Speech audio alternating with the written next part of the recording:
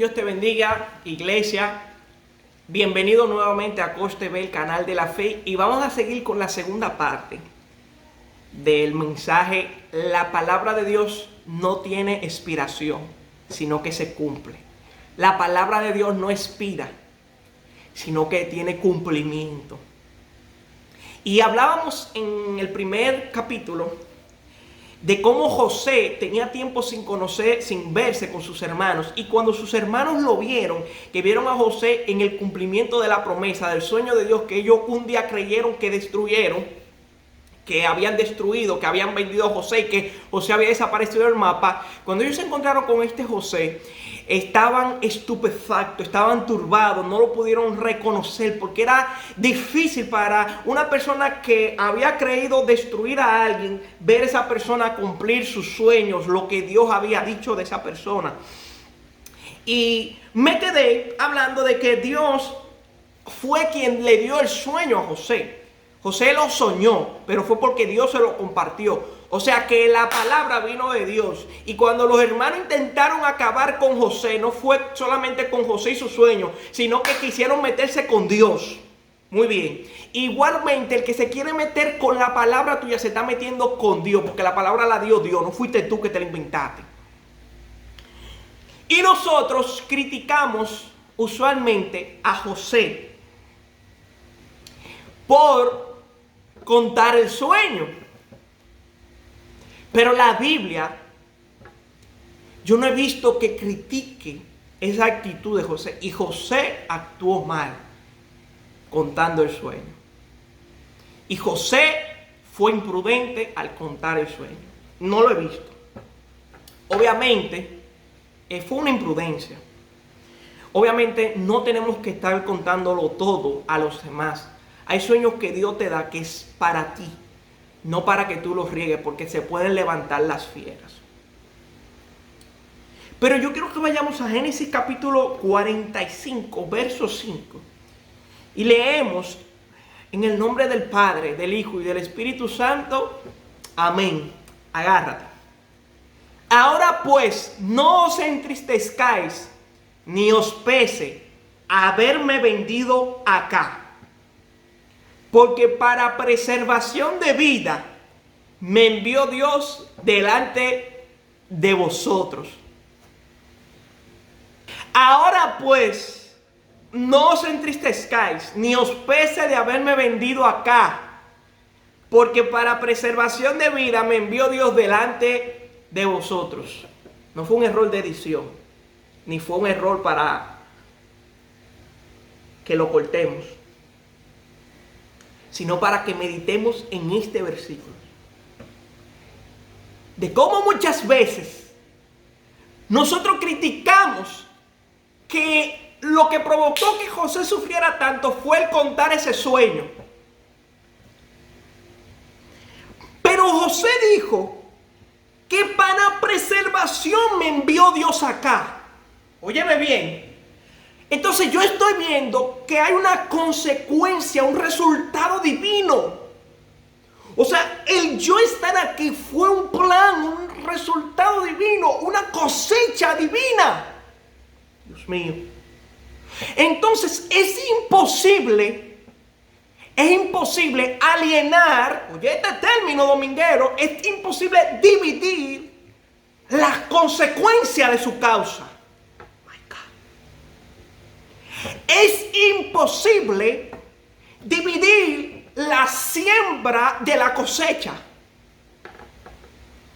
Y es imposible yo decir que ese era el plan de Dios, que José estuviera allá, sin decir que la causa de que fuera hacia allá, lo que provocó que lo vendieran, aleluya, fuera también divino. Dios mío, pero ¿qué es esto, Jehová? Verso 8. Así pues no me enviasteis vosotros acá, sino Dios, que me ha puesto por padre de Faraón y señor, y por señor de toda su casa, y por gobernador de toda la tierra de Egipto. José, el imprudente, José, por contar su sueño, es que José tenía que llegar a Egipto. Yo no sé si había otra forma, otra posibilidad, pero el sueño era que José tenía que estar ahí en ese lugar. Esa era la palabra de Dios, y yo no puedo separar el resultado de la palabra de Dios de la causa que me llevó allá. ¡Santo! ¡Oh, bendito Dios! José mismo lo dice: fue Dios que me envió. Fue Dios que me envió. Ustedes simplemente fueron el medio para Dios lograr su fin. Por eso la palabra de Dios dice: Jesús, el Hijo del Hombre debe ser entregado, pero hay por quién el Hijo del Hombre debe ser entregado. Mejor lo hubiese sido que no naciera. O sea, tenía que ser entregado Jesús. Tenía que ser entregado. Pero había que haber alguien que lo entregara. Ellos vieron, los hermanos, una transacción de venta, mientras que en el cielo se estaba llevando a cabo el propósito. Mientras ellos veían una transacción de venta, Dios estaba viendo cómo la palabra estaba caminando. Oh my God. Y yo no sé si José lo sabía en su momento o no, pero aquí en Génesis 45 estamos viendo a un hombre que fue procesado y el sueño lo volvió humilde para ver que el propósito y el sueño de Dios nunca fue para aplastar, sino para ayudar y servir. ¡Wow! Mío. Yo estoy viendo a un José sin resentimiento. Yo estoy viendo a un José que entendió que simplemente sus hermanos fueron un instrumento de Dios. Ustedes creyeron que me vendieron, pero yo ahora me río frente a ustedes porque ustedes lo que fueron un instrumento de Dios para empujarme. Y el que te está intentando enterrar, te vas a reír, porque no te voy a decir que en este momento tú te vas a reír, vas a decir: ay, mira, ellos son los que me están empujando hacia el bien. No, pero te vas a reír, y vas a entender que no fueron ellos. Hay una persona que yo conozco que la cancelaron de su empleo, y la cancelaron mal cancelado. Oh, bendito sea el nombre del Señor. Y esa persona hoy está viendo cómo simplemente fue que lo empujaron para algo mejor. Sataquía. Oh, Dios mío. Yo no puedo separar que José tenía que estar ahí con Faraón para culparlo de su imprudencia, de que habló del sueño. Porque Dios se lo hubiese dicho: no cuentes el sueño. No lo cuentes el sueño, simplemente y punto, José. Pero de alguna manera José debía llegar a Egipto. Y lo poderoso es que aquí vemos a un José que dice en el verso 8: sino Dios, que me ha puesto por padre de Faraón y por señor de toda su casa, por gobernador en toda la tierra de Egipto. O sea, José ya llegó a un nivel de tanta comprensión del propósito y la voluntad de Dios, que él entendía que aunque Faraón lo había puesto como segundo, José estaba como padre de Faraón, porque no fue Faraón quien puso a José, fue Dios quien le dio el sueño a Faraón para que José se lo interpretara. Entonces ya José sabe que tú, Faraón, simplemente eres un medio también para cumplir el fin de Dios. Por eso José es el padre de Faraón, aleluya, porque no fue Faraón que lo puso, fue Dios.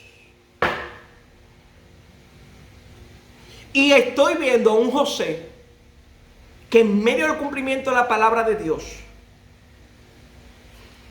se dio cuenta que la grandeza de su palabra no la tenía que utilizar para destruir a aquellos que un día intentaron destruirlo a él. José tenía todas las herramientas para destruir a esos hermanos. Pero como dije al principio, tú trabajas la idea, el sueño te trabaja a ti. Y esa palabra de Dios que no tuvo expiración, no se expiró, sino que se cumplió, estuvo trabajando a un José por todo ese tiempo. Yo no sé si José en algún momento sufrió ese dolor de la traición de sus hermanos. Somos humanos y puede doler eso. Tú esperas todo eso menos de tu familia. Tú esperas todo eso menos de las personas con las que te criaste, que te vieron nacer. Oh, bendito Dios. Pero el sueño, José entendió que esa palabra simplemente era para él preservar a lo que una vez quisieron destruirlo. Pero José también entendió que la palabra de Dios lo preservó. Porque esa palabra simplemente le tocó ir delante. Simplemente a José le tocó ir delante. Y al que le toca ir delante le dan más duro. Al que le toca ir delante lleva la carga más fuerte. Pero también es el que va adelante. Es aquel que tiene más madurez. Es aquel que tiene más entendimiento. Es aquel, oh bendito Dios, que se vuelve más humilde. Porque recibe todo, como decimos en el colegio, todo lo mata pollo. Es él quien lo recibe. Oh, bendito sea el nombre de Dios. Y cuando sus hermanos no tenían poder, pero intentaron destruir a José, José con poder reconoció que él simplemente era un instrumento para preservar a sus hermanos. Oh, bendito sea Dios. Por eso la palabra de Dios no expira. No importa los años que pasen. Lo único que hace la palabra de Dios es cumplirse. No temas del que hoy te está haciendo mal. Alaba a Dios, alaba a Dios. La semana pasada mi esposa tuvo un pequeño incidente en la calle con un imprudente. Y después, como a los 30 minutos de la situación, yo estaba dándoles gracias al Señor por esas personas, esos choferes imprudentes. Y le dije, gracias Señor, porque me enseñaste algo más. Gracias por utilizarlo a ellos, Señor, para enseñarme algo nuevo, Señor. Gracias, Señor. Sí, Jehová, costó 2.500 pesos ese retrovisor. Pero gracias, porque me enseñó algo que me va a preservar. Y hoy yo quiero que tú veas al que te está vendiendo, al que intentó destruirte, como un propósito. Y por eso es que Jesús dice, bendice al que te maldiga, ora por el que te ultraja, porque simplemente son instrumentos para llamar la atención a Dios acerca de ti. Iglesia, Dios te bendiga grandemente. Y recuerda que la palabra de Dios no expira.